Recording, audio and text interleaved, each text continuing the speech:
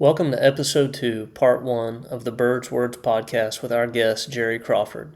Jerry is a Christian, longtime married man, father, Vietnam veteran, 11 Delta 40, Blackhorse Regiment, Purple Heart recipient, bird dog trainer, and friend.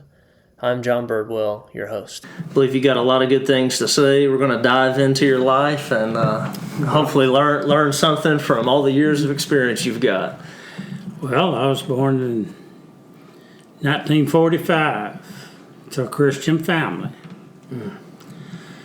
Ended up 6 of us before 55.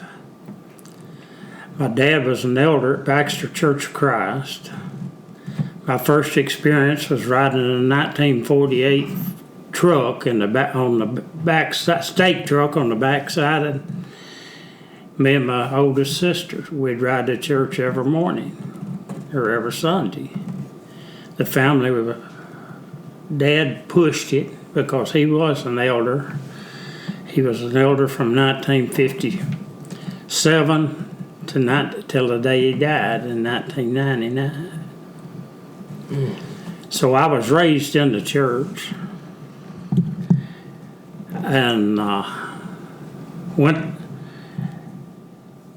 to the 3 schools, or the 2 schools that was in Baxter at that time, grammar school and high school. I graduated, married my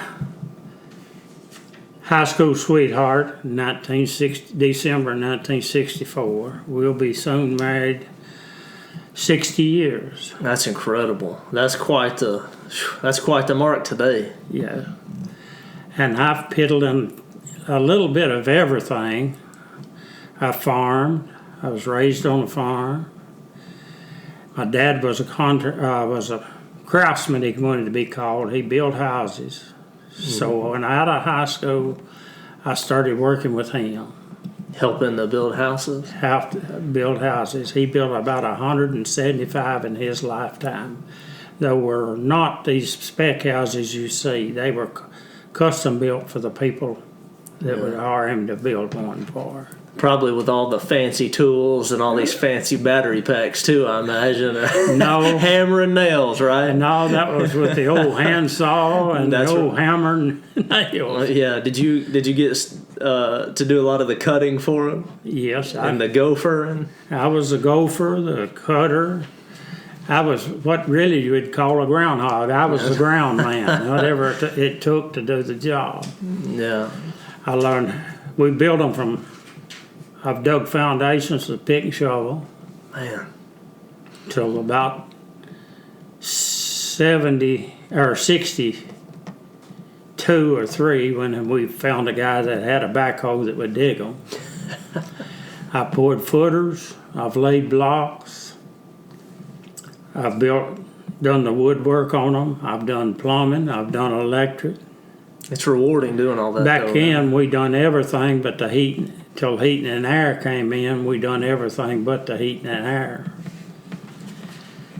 But nowadays, it's spec'd out to this one and that one, and I'd rather see a custom-built house any day. I agree. I enjoy woodworking. I wasn't, I'm not out hand sawing all the time, but I really do enjoy, there's something about making something with your hands that's special. It is. It's a special gift. And the pride you take in your work, and really it's an example to your life. People see what you're doing and see the work you're doing. Mm-hmm. Then they see what kind of person you are. If you walk in that light, as I call it. Yeah, that's right. Yeah. It's a good life. But out of high school, about 2 years out of high school, I got drafted. What? So how old were you there? I was about 24. Okay. Yeah. When I got drafted. I went through basic Fort Campbell, then AIT, which is on the job training at Fort Knox. Yeah. What was your job? My MOS is 11 Delta 40, reconnaissance expert. and we would go out recon an area. It was just like scouting for deer. Mm-hmm. We go out, we scout, we find a sign, we set up on it.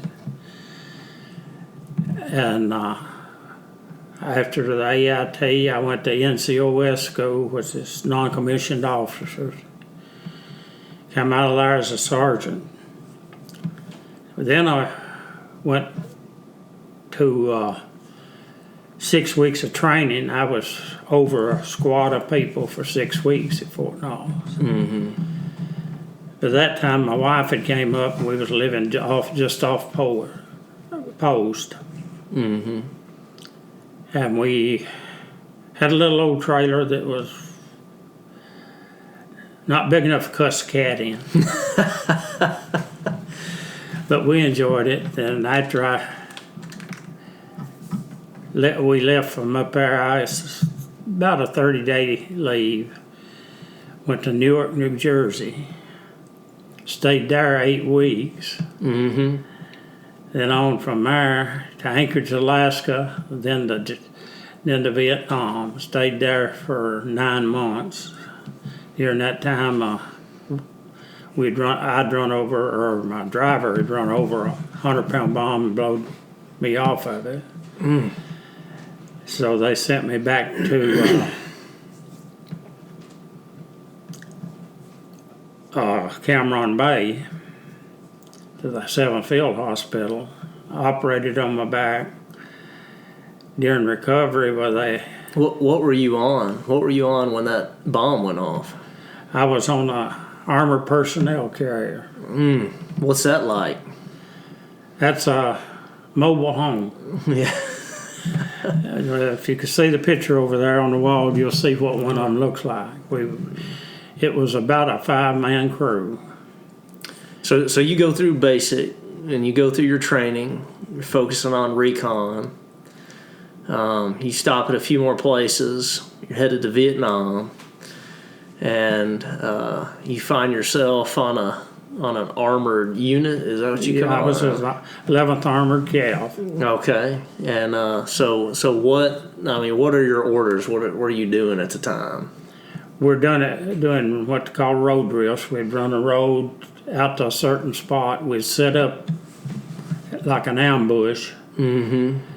And of a night, of a day, we'd be guarding so many miles of that road so that they could, the transports could bring food, ammunition, whatever they needed to the next base. Yeah, we were just going to skip over all that. So what was basic like? So you roll in and you're drafted. I mean, and were you a Christian at the time? Yes. All right, so you're a Christian. I was baptized in 1955. And you attribute a lot of that to your family and in Christian upbringing. My Christian upbringing was, I guess, the biggest highlight of my life. When you go every day, except for being seriously sick, every time a door is open and your dad's an elder, you don't try to disgrace your family by any means. Mm-hmm. You want to live up to what the values of your family that you've been taught since you was a kid. And which one of the kids were you? Like you had 6 siblings. Which one were you? I was the second. I was the firstborn son. I had a sister older than me. Okay. What was the family like when the letters came, when the draft came? Because that a lot of people, as time goes on, don't remember, don't know what it feels like. It's been a long time. What was it like when it came in? It was shocking to an extent. Here I was married, had a wife. Mm-hmm. Well, how is she going to live while I'm out there? Yeah.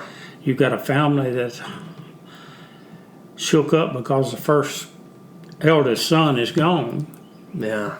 So it was really a backset. And you learn, like, Mama took orange your shirts, washed your shirts, darn the clothes. Well, that's something that you've got to do now. Yeah. You've got to make sure all buttons is right buttoned up, all buttons is sewed on, everything is darned, and that's that takes away from what you usually do. When you walk out the door, Mama's got everything ready for you. Mm-hmm. Now you've got to do it yourself. It puts a lot of self-responsibility on a person. Did you, I imagine, well, you especially, it seemed like you were probably pretty mature compared to the way sometimes comfortable times force people to grow up. Well, it seems like you were learning, building houses, had some family responsibility, and even that, the draft made you even more responsible. It made a man out of me. Mm-hmm. It put you where you stand on your feet. And I know you have to take orders from the chain of command down, mm-hmm. but still, it makes you think, am I doing the right thing? Yeah. That's just in Christian life. Are we doing the right thing? Yeah, that's right. So the papers come in. What about your faith? Are you thinking, why is this happening? You're ready for the challenge? Were you just going to... I wasn't really ready for the challenge, but my faith in the good Lord that He would give me the ability to do what and everything that I needed to do. Mm-hmm.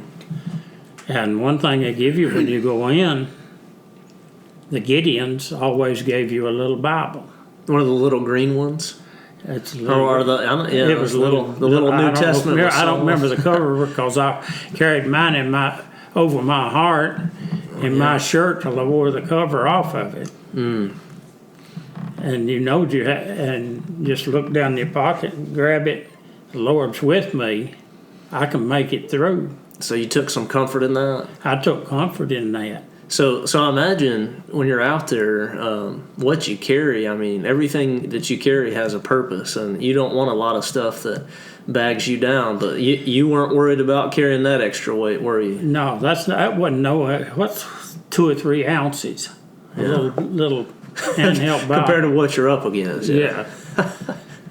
And it's maybe 2 ounces of weight, but it's a whole armor shield of the Lord. Mm. That you know that you're doing what you did. I didn't want to go, but you're doing what you have to do. Oh yeah. It's not pretty. It wasn't pretty. That's back in Samuel, where they're looking for a king, mm-hmm. and the Lord told them, said, if you get a king, your men will be warriors. Mm-hmm. Your women will break bread for the warriors. And a lot of times you have to give up something for a greater deal. Yeah, sacrifice. That's sacrifice. That word's heavy, isn't it? It's easy to say. It's heavy to do. Sacrifice is a word that it's got a lot of meaning. Mm-hmm. What can you? And then you have to go back to the Lord, and He sacrificed His Son for us. That's and right. His Son sacrificed Him. He sacrificed Himself for all of mankind for the sins. So that's the gospel right there. That's the gospel. And I always tell somebody, God gave us 10 commandments. Jesus only gave us 1. Love thy neighbor as thyself. And if the world to look around at it today, we wouldn't be in all these conflicts. Mm-hmm. We wouldn't be in this twisted state of mind that a lot of people are. Yeah, that's rough. So you've got your pocket New Testament, you got the armor of God, and so you're setting up ambushes at night. Yes. And so how does that work? Are you riding all the time, on foot part of the time? We'll ride till just after dark. Mm-hmm. Just where you can see the distance. We'll circle our ACAVs, as we call them, and we'll back them back to back. And how many were there at the time? There's usually 10. Whew. Yeah. And you back them back to back like a covey of quail. Or back when they sit up at night, they back ends to each other, so they've got eyes all the way around. We'll set out what we call trip flyers and claymore mines for protection.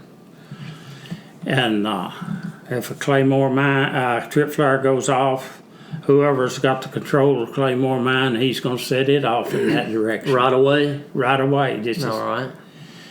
So you never know what tripped it off. Yeah. One night we had just anything. I mean, just anything that come through the jungle and just come through the jungle, or we called it elephant grass, big tall grass to be over your head. Whatever comes through it. That makes me remind one night when I set up and done that, it went off, and when we got through firing, the next morning we did have 3 elephants. You're kidding. That it tripped it off. Man, well, I mean, I don't even know. What do you do with an elephant? Do you think about eating it? No, that was left up to the rear echelon to come out and. Okay. Because a lot of those elephants and water buffalo belonged to the people. They were work animals. Okay, yeah. Animals. So then you've got this relationship with the people you kind of got to worry about. So our government had to settle for these animals that we would call them domesticated animals here, like cows and horses. Yeah. But then you don't know what's coming through. I mean, it could be anything. It's so dark some nights over there you couldn't see your hand and 10 inches your nose. I mean, I bet your senses are alert all the time. Well, it was like this. We would pull 4 hours every night, the 4 of us would. Mm-hmm. I would pull the first 4, then the other guys would pull. The last guy would wake me up about 2 hours before daylight. Every night's business. It wasn't no, I'm not getting up and doing it. You pulled your weight, huh? You protected each other like brothers. Yeah. I've got your back. You've got my back. That's the way we were. They wouldn't know fussing about doing anything. Each one of the guys on the back had 60 calibers. The driver had to control the engine. He checked his oil. He made sure all the fuel and everything was right on it. 60s kept their 2 on the back would keep the 60s clean. Mine was the Cupolo, which was a 50 caliber machine gun. My job was making sure that 50 caliber worked. So you kept that thing maintenance and ready to go. It was greased.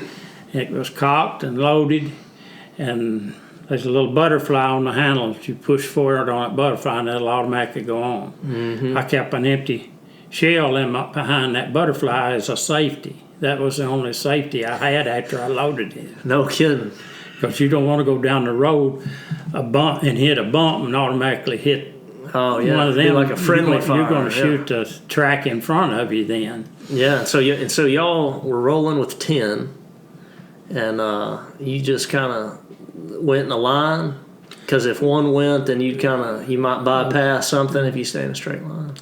It was my driver's responsibility was to drive in the same tracks the guy in front of him had drove. And that's why I had a new driver. That's why he kept sightseeing, rubbernecking, I call him, and zigzagging. And I said, keeping the tracks in front of you. Well, about the 3rd time I told him, he pulled out, and that's when we hit the 100-pound bomb that blew the tracks off. That's a costly mistake, isn't it? It is. Cost him his life and maybe the bottom part of my spine. How long? So you were there for 9 months? About 7.5, 8 months. So when did that happen in that 7 to 8 month range? That happened about 2 weeks before I left Mobile. Then after they done a little surgery, they sent me to Camp Zama, Japan, 7th Field Hospital. I stayed there from August to the 20th of December is when I got back here. But in rehab and all that, I had less than 90 days left in service. And I got an early out of 90 days, but I flew from Japan to San Diego. I mustered out in San Diego. That's where we discharged all of our equipment. Weather's nice out there, isn't it? It's probably better. Well, most of it was dark when I was out there. Come in before daylight. Time we stayed in this big barracks and done our signing out of everything that we owned, or that they'd issued us. Then I caught a plane, 747 to Dallas Fort Worth, a layover 2 hours, and from there I called home and I told them, if you'll be in Nashville at 1 o'clock in the morning, I'll be getting off the plane. So Dad, Mama, my sister younger than me, and my wife and baby, but during that time she had produced me a child. Oh, wow. Which was a young girl. We had those. We came home, and then I started my civilian life and trusted in the Lord to guide my ways. How was that transition back into civilian life? Well, you're home after being over there. You didn't want nobody to throw a pack of firecrackers. Yeah, because you would bite the dirt. Yeah. I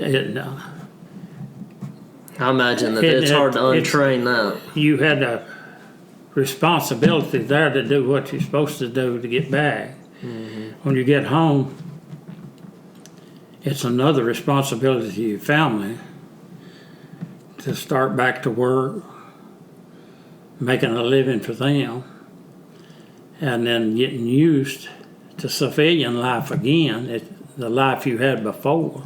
Yeah. So it's definitely a change and all of that. Yeah. And as you look out my front door now, you see a ridge. You see all the animals coming up. You can see the deer. It's back to what God gave us. Yeah, and you love nature. I know that about you. You mentioned quail earlier. Let's get into some of your hobbies that you enjoy. I know you because, well, from church, but also because I've got a bird dog that belonged to one of the females. It come out of a gypsy dog I had. Yeah, so you enjoy quail? I enjoy, well, it's back in my youth in the 50s and 60s, we didn't have deer much around here, but we still had the squirrels, the rabbits, and the birds. And Dad was always a big bird hunter. We had bird dogs. And I enjoyed watching a good bird dog in a field. Now there's a few debates going around. So there's labs and setters and pointers and Brittany's. What do you like working with most? Well, I like working with the labs because I did duck hunt for several years. Training a lab takes about an hour a day. For how long? So if you had an hour a day and you had somebody that was going to say, Jerry, bring me a dog that I can take out into the field. And so they're pups. You start working with them, at 6 weeks? 6 weeks old. And if you want a trained dog, at 6 months old, it's not a trained dog, but it knows the responsibility. It takes a year to get a lab disciplined enough that you can work with it. Yeah, so, and I remember you hold them a lot, right? When they're pups, you hold them all the time and build that bond with them, and then you've got to build a bond with them. And the better you treat them. That's just like a lab pup. We put the 6 weeks old lab pup here in this room. He runs over and grabs your best shoe and brings it back to you. You're not going to spank him because you do, you ruin him. Yeah. He won't want to pick up nothing that you put out there. You do the opposite. You encourage him. You encourage him. And that's just like a young child playing baseball, football, or a game. I've seen parents just yell and squall and run a kid down. Mm-hmm. When the kid's out there having fun, doing his best, he's going to make a mistake. And that's the same way with dogs. They're going to make a mistake. You don't want to beat one, because when you do, that dog associates a whipping with something that he should be doing on his own. And a lot of times you can be working any kind of dog, and up till about 6 months, he may be making mistakes, doing things you don't want him to do. But once he learns, it's just like flipping a light bulb on in his head. This is what I'm supposed to be doing. This is what makes my master proud of me. Yeah, and as long as you keep the rust off, they pretty much work for life. I mean, they know what they're supposed to do, and I can go out. I've got a 6-year-old German short hair out there now that was pointing birds at 6 weeks old, retrieving birds at 12 weeks old. She's not had a bird in front of her for a year and a half now. Mm-hmm. I can go put some birds out in the field, and when I pick that shotgun up and start out in that field, she knows. Yeah. She knows what we're going to do. Yeah. So, and you've raised quail too, and so some of them are wild, but some of them you take out there and spin them around a few times and get them dizzy and throw them out there, and they find some holes, and you take them out there and work the dogs. Yeah, they come and work the dogs. You can turn a quail upside down and twist him about 3 or 4 times and throw him down, and he'll lay right there. Mm-hmm. It's just like me spinning you around and getting you dizzy and sitting in that chair. It takes you a while to get up out of that chair. For a while, yeah. Yeah. So, and you got into a lot of. Did you do some wildlife hunts? You put some of them on, and I did. I run a little reserve. I'd furnish the dogs if they didn't have dogs, but I would take out of a morning about 4 or 5, just before daylight. I'd plant those birds in different spots. Then the guys could come in. They could turn their dogs loose and run them. If they didn't have dogs, I could furnish them a dog and guide for them. Mm-hmm. So they could shoot quail. I had chokers and I had pheasants at one time that I would put out for them. You could have a mixed bag, and I'd charge them a fee for that mixed bag. Well, I think it's incredible watching these dogs work. I don't even have to take a gun with me, and I mean, watching them, because, I think we've talked about this a long time ago about how God put the instincts of a quail and the instincts of a bird dog, and they both lock up, right? Yeah. Because they fix on there. It's a beautiful sight. I love the paintings. I've got some where they're locked on, and the quail don't move, and the dog doesn't move. And I think I've watched you walk out there, and you've got to kick them up out of the grass. Yeah. You can take a whistle that sounds like a hawk. You can plant your birds and blow that hawk whistle, and he's not going to move because he knows that if there's something above going to get him. And that's, you take a wild covey of quail that you've hunted out here, and you find this covey of quail that wants to get up and go before your dog gets there. Just open the truck door and blow a hawk whistle. That covey of quail will sit. No. You'll let the dogs point him in. Yeah. Yeah, it keeps them from flying away. Flying away. Because they know that there's an instinct, I don't know what it is, even in these birds that I raise and the birds that's out wild. These birds that I raise has never seen a hawk. But I can go down there next to where they can't see me and whistle like a hawk. They don't know what it is. They're all set. They're not ready to run all over the place. But God puts an instinct in everything. Now, a lot of the training, if a bird dog's not got much bird instinct where he don't want to fool with a bird, there's not much you can do except force him to do it. He don't make a good dog. But if you find a pup that's got the instinct, he likes to walk, he likes to run, he keeps his nose to the ground. Oh, that's kind of interesting. So you're talking about picking one. So like if you're going to pick one out of a litter, and let's say you're going to you're going to train them, and you're not even going to have any other dogs except for that one, and you're trying to pick some features out. So you're looking for one that does what? The best way, if you can find somebody that's got a litter of pups, then you're going to get one of the pups. I used to take 2 or 3 different kinds of colored string, sit down there, get to talking to the pups. First pup that come to me, I put one color on him, and I'd play with him. Then another come, and then you just walk away and let them stay away from them. Then when you come back to that litter and start talking, I'd always pick the first pup that Came to you. Come to me with that string that I'd picked out of the rest of them. Huh. Because they was wanting to bond with somebody. So if that dog comes to you, if nothing else, you got a bond and a relationship, then you try to work with that. You've got the starting of a bond. So in your opinion, is that almost more important than a dog that might have some skill but doesn't care a thing about you? It is. It's more important if he'll bond. If you've got a dog that'll stay in close and listen to what you say, like come, right or left, or however you signal him, if he'll work out, he'll find birds. Yeah. But you get one that you took out there in the field and you look around and he's half a mile one direction, he won't come back. Well, it's just now some dogs naturally pointers run big circles, right? Okay, you get the English pointer. Yeah.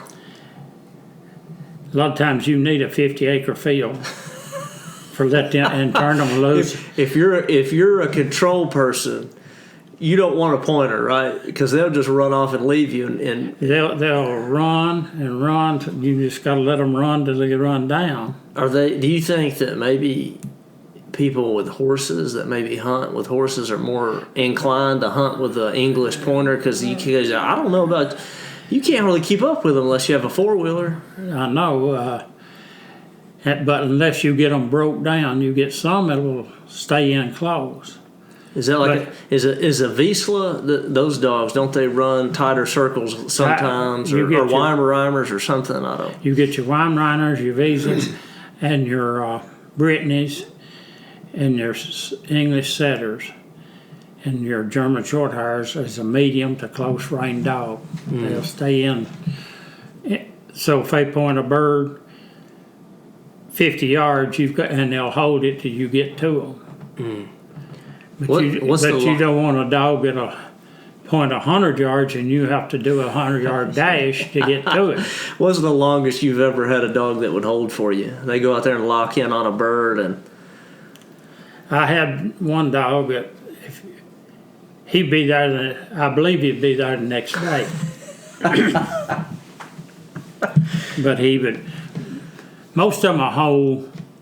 Like if you're running in field trials, you want one that will hold at least 10 minutes.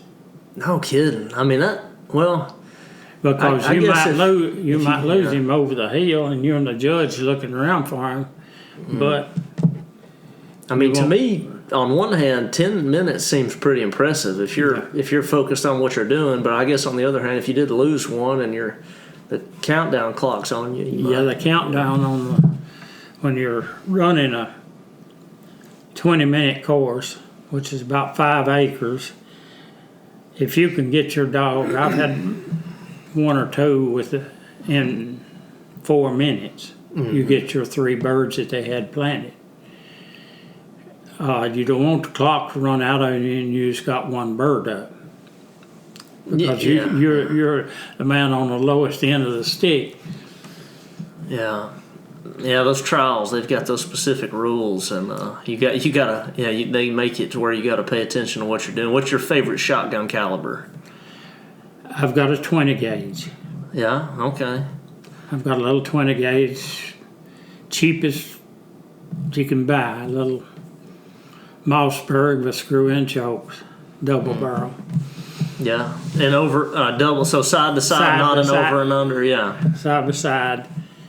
It's light, it's easy to carry. A lot of people swear by a 16, but I never I don't know. I never really got into it, but Well, when I grew up, 16, you didn't want a big old heavy 12, as Daddy and your grandpa say. My first shotgun was a little Remington 20. 410. No, 16.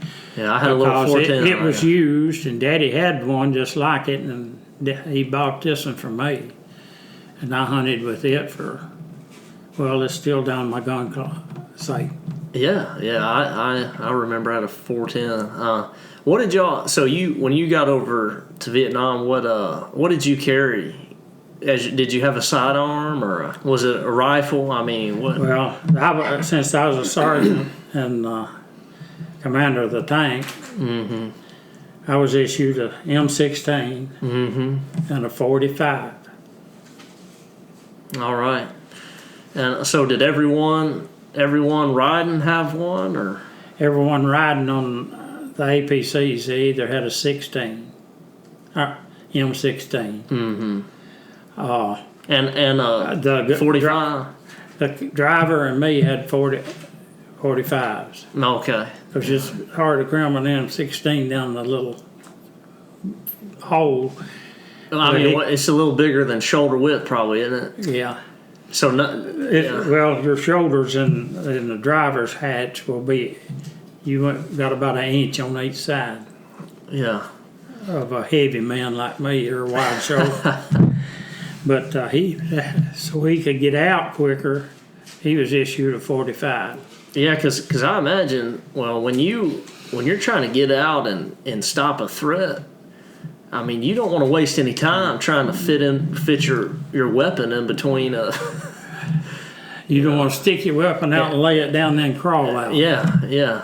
Well, sometimes, I mean, I've heard some theories, when we were clearing some rooms for police work, I mean, they used to say first thing you want to see is the barrel, and that's all you want to see is the barrel cover out of the core. So, well, you take in close quarters, it's hard to maneuver a long rifle. Right, yeah. Shorter has some advantages, yeah. You don't want to stick your head around before you stick your rifle around, but you don't want to stick your rifle and all your the head way. Yeah. All the way. You want to be able enough to see where you can see your target, and that's the same way with an M16. With me sitting in the cupola behind a 50 caliber, I had my M16 strapped on the outside in a rack, but I still have my 45. So it's just like when I got blew off of that APC, my 16 was over here on the tank, I was over here on the ground, but I still had my 45. Yeah, did you come to immediately? So did you get ambushed after that happened? It was just a blast. It didn't knock me out. Yeah. But it was just a concussion, and it pushed me out. But other guys was getting off their tank. Hey. I said, over here, because they blew me 10 or 15 feet in the jungle. So did y'all get ambushed after that happened? No, we didn't get ambushed then.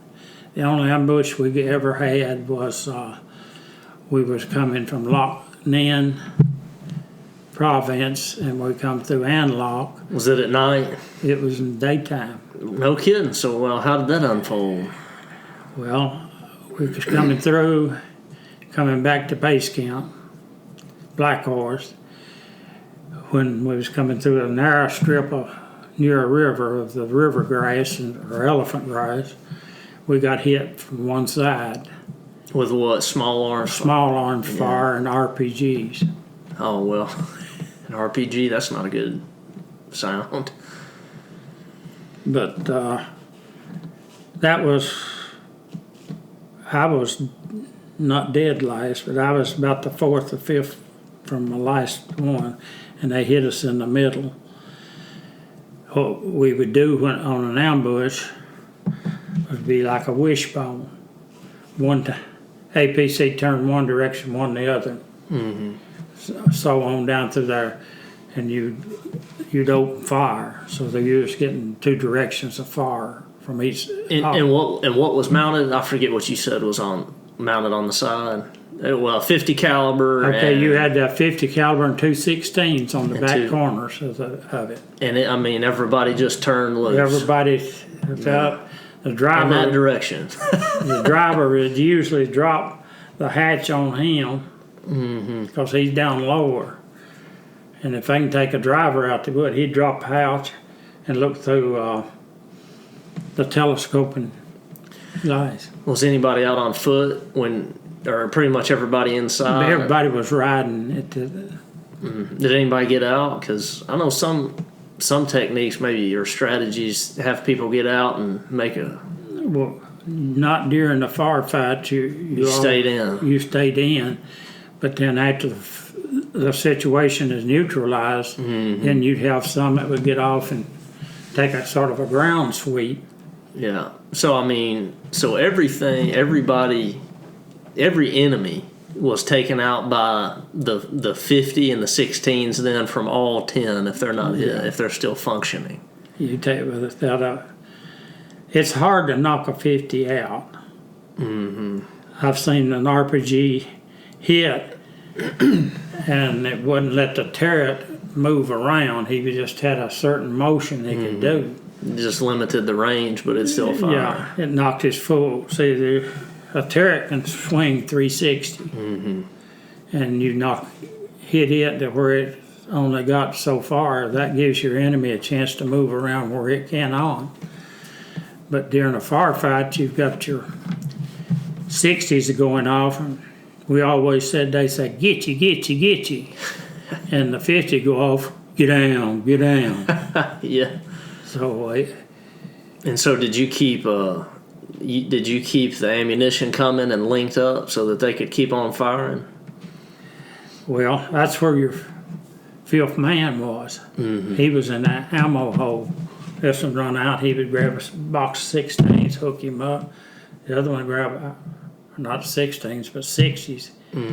Grab another for this one. I never did have to worry because I'd always have 2 boxes of 50s linked up. Ready to go. Have that linked up for me.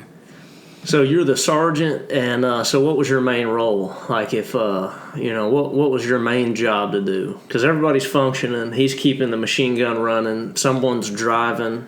I mean, what? Mine was, with the headset we had, I had the command post. They was giving me orders, and this other one I could key it over and give the driver orders. The 2 on the back, the 2 gunners, they was on their own about orders. But my job was to make sure everybody was functioning, everybody was knowing where we were going by listening to command. Because we didn't have these little GPSs. You didn't have a big Tesla screen in there? No. Telling you which way to go and drones overhead? We just had maps with coordinates on it, and then we had their compass that we'd set on that to the certain coordinates. And we'd know how many clicks out or how many miles out we was going to go. And the driver kept up with the miles. He could relay back to me, we got 2 miles yet to go, 3. Yeah. And then you had your orders from command coming down. Our radio that we had in there, so what we called them, was 18 inches by 32 inches, 12 inches deep. That's a piece of equipment right there. And that's something else that I was in charge of, making sure we were on the same frequency. Making sure, yeah. Communication is so important. Especially in times like that, I imagine. We'd be changing frequency twice, maybe 3 times a day. For security? For security. And a lot of times, I'll just give you an example. They'd call me and say, Colt 45. down 25.